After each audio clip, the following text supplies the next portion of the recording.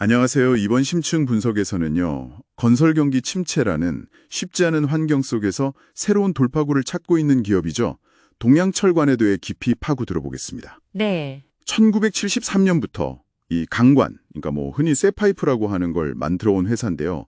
여러분이 주신 여러 자료들, 기업 정보나 재무 데이터, 또 관련 뉴스 기사들, 이런 걸 샅샅이 훑어보면서 동양철관의 현재 위치, 또 앞으로의 가능성, 그리고 어쩌면 숨어있을 위험 요인까지 명확하게 짚어보는 게 이번 저희의 목표입니다. 네, 맞습니다.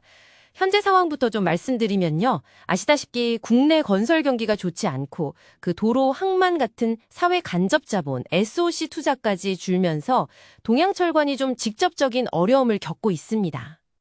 SOC 투자 감소 영향이 크군요. 네, 실제로 여러분 주신 자료를 보면 2025년 1분기 매출이 작년 같은 기간보다 무려 36%나 줄었고요. 영업이익과 순이익 모두 적자를 기록했어요. 이게 회사 전체 매출의 거의 70%, 정확히는 한 68% 정도가 바로 이 강관 사업에서 나오거든요. 그러니까 타격이 클 수밖에 없는 그런 구조죠. 와, 1분기 매출이 36% 감소라니 정말 심각한데요. 이런 상황에서 동양철관은 그럼 어떤 활로를 모색하고 있고 또 우리가 좀 주의 깊게 봐야 할 그런 위험 신호는 없을지 이제 본격적으로 분석해보죠. 네, 좋습니다. 우선 동양철관이 정확히 뭘 만드는 회사인지 이걸 간단히 짚고 넘어가겠습니다. 일반 건축이나 토목공사에 쓰이는 구조용 강관, 이건 기본이고요. 네. 바다 위에 세우는 그 해상풍력 발전기 하부 구조물 있잖아요.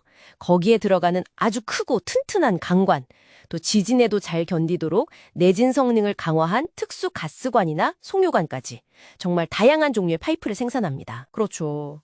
특히 그 후욕강관이라고 불리는 아주 두꺼운 파이프는 기술력이 중요해서 플랜트 설비나 해양 구조물 같은 좀 고부가 가치 시장을 공략하는 핵심 제품이죠. 여기서 정말 흥미로운 점은요.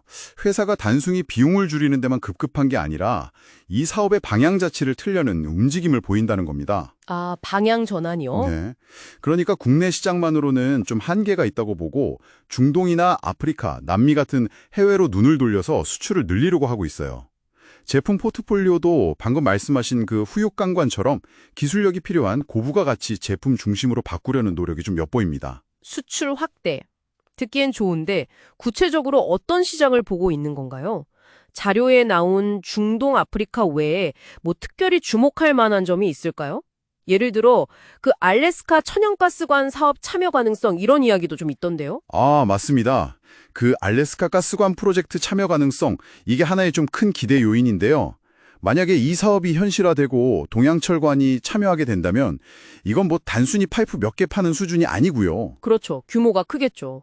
상당한 물량의 그것도 고사양 강관을 장기간 공급할 수 있는 그런 기회가 될 수 있습니다. 회사의 매출 증대는 물론이고 고부가 가치 제품 기술력을 국제적으로 인정받는 계기가 될 수도 있고요. 다만 이런 대규모 인프라 프로젝트는 아시다시피 정치적인 변수나 또 환경 문제 이런 것들로 지연되거나 무산될 위험도 항상 따르기 때문에 아직은 좀 기대와 불확실성이 공존하는 그런 상황입니다. 그렇군요. 알래스카건 외에 그럼 그 해상풍력 같은 신재생 에너지 분야도 기회가 될 수 있겠네요. 바다 위에 발전기를 세우려면 아까 말씀하신 그 후육강관 같은 튼튼한 기초 구조물이 필수적이니까요.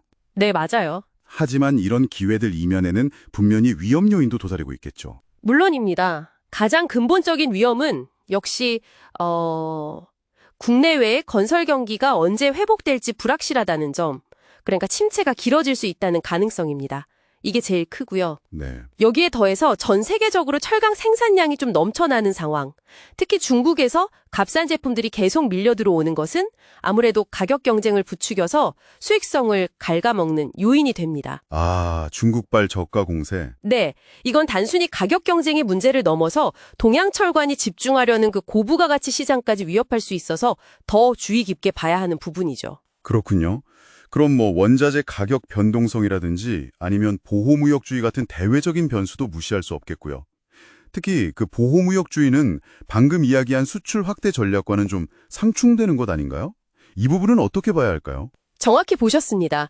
그 미국을 중심으로 한 보호무역주의 강화 움직임은 분명히 수출 의존도를 높이려는 전략에는 큰 부담이죠. 네. 뭐 현지 생산 요구라던가 이런 비관세 장벽이 높아질 수도 있고요.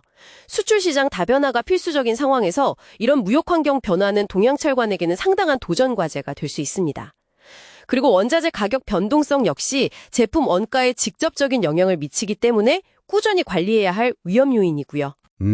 재무 상태를 좀 더 들여다보면요. 단기적으로 모 회사가 빚을 갚거나 운영 자금을 마련하는 데에는 큰 어려움은 없어 보입니다. 그러니까 유동성은 비교적 안정적이라는 거죠. 아, 단기 유동성은 괜찮군요. 네. 하지만 장기적인 관점에서 돈 버는 능력을 보여주는 지표, 그러니까 자본 수익률, ROC라고 하는데요. 투입한 자본 대비 얼마나 효율적으로 이익을 창출하는지를 나타내는 지표인데 이게 지난 5년간 6.4%에서 3.9%로 꽤 하락했습니다. 아, 꽤 많이 떨어졌네요. 네. 이건 회사가 가진 자본을 활용해서 수익을 내는 효율성이 떨어지고 있다는 신호일 수 있어서 좀 우려되는 부분입니다. 그리고 2024년에 연간 손손실 폭이 커졌다는 점이나 또 앞서 언급한 2025년 1분기 실적 악화 역시 실적 변동성이 크다는 점을 보여주죠. 자, 그럼 정리를 좀 해보면요. 동양철과는 이 건설 경기 침체라는 거센 파도를 헤치고 수출 다변화와 고부가 가치 제품이라는 새로운 항로를 개척하려는 아주 중요한 시점에 서 있다. 이렇게 볼 수 있겠네요. 네, 맞습니다. 알래스카 가스관이나 해상풍력 같은 잠재적 기회도 있지만 또 수익성 개선이라든지 예측 불가능한 외부 환경이라는 과제도 안고 있고요. 그러니까 단기 자금은 괜찮아도 장기적으로 돈 버는 능력 자체에는 좀 빨간불이 켜졌다는 신호로 뭐 그렇게 볼 수도 있겠군요. 그렇습니다. 네, 그렇게 해석할 수 있습니다.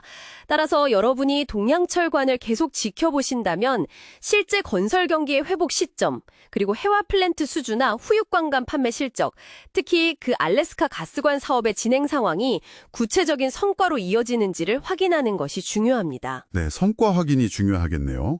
그리고 앞서 말씀드린 자본 수익률 ROCE 같은 수익성 지표가 다시 개선되는지, 또 새로운 해외 시장 개척이 실제로 성과를 내고 있는지도 눈여겨봐야 할 핵심 포인트가 될 것입니다. 알겠습니다. 자, 마지막으로 여러분께 이런 질문을 한번 던져보고 싶습니다. 동양철관처럼 건설이나 에너지 같은 전통적인 인프라 산업에 깊이 뿌리내린 기업이 해상풍력과 같은 새로운 에너지 시대로 전환하는 과정에서 과연 어떤 혁신과 또 적응력을 보여줄 수 있을까요?